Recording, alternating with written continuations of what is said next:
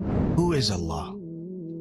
Allah subhanahu wa ta'ala is the creator of the universe, the king of everyone, and the Lord of everything. He is the only one who deserves to be worshipped. He manages the affairs of all kingdoms.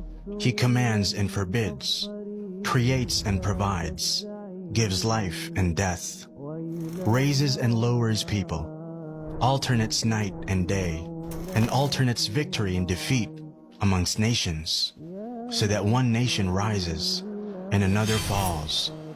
Only Allah's commands and decree are carried out throughout the heavens and the earth, deep in the oceans and in the skies, and throughout the entire universe. His knowledge encompasses all matters, accounting for each and every being and enveloping them with His mercy and wisdom. He hears all voices in their different languages and with their varied requests and pleas. One voice does not distract Him from hearing another, nor do their innumerable pleas confuse Him. The pleading of the needy beggars knocking at His door does not aggravate Him, nor do their questions annoy Him. He sees all things, the visible and invisible. He sees the black ant crawling across a solid black rock in a pitch-dark night. No matters are hidden from Him, nor are secrets withheld from Him. He has knowledge of all that has occurred and all which has yet to occur. Everyone in the heavens and the earth beseech Him for their needs. Every day, He attends to His creation. He forgives sins, eases difficulties, and relieves distress.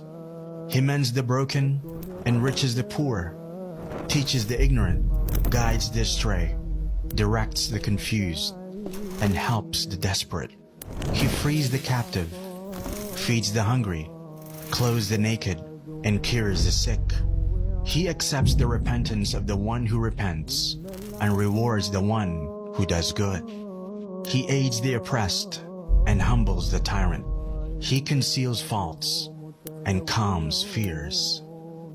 He does not sleep, nor sleep benefit Him. The deeds of the night ascend to Him before those of the day, and the deeds of the day before those of the night. Light is His veil. If He were to lift His veil in this world, the splendor of His face would burn all of His creation. What He possesses is not diminished by what He gives, for His right hand always remains full. On the day of judgment, the whole earth will be enclosed in a single grip of His hand, and all the heavens will be rolled up in His right hand. Then He will shake them and say, I am the King. I am the King.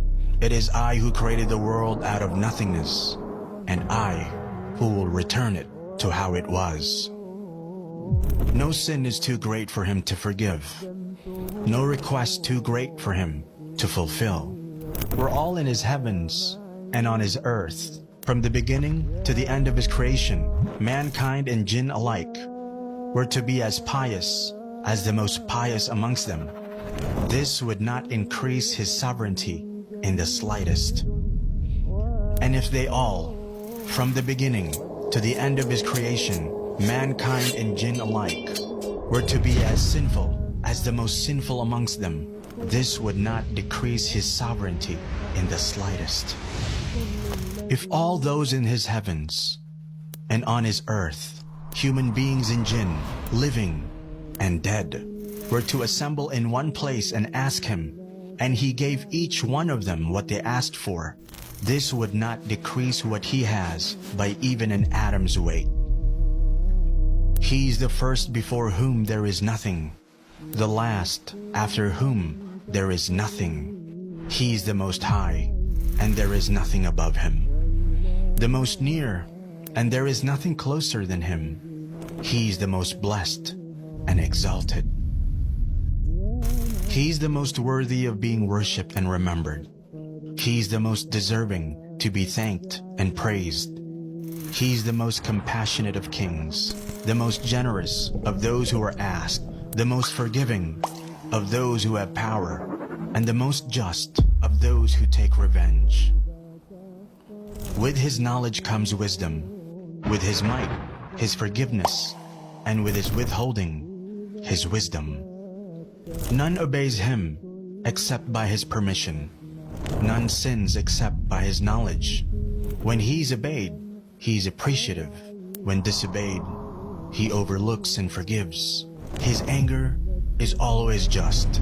Every punishment from him is just, and every blessing from him is a favor. He is the closest witness and the nearest protector. He records the deeds and sets down the appointed times for all things. When he intends something to be, he only says it to be, and it is.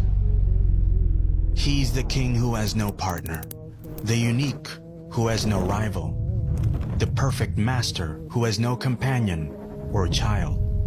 He's the independent who has no helper. Everything will perish except his face.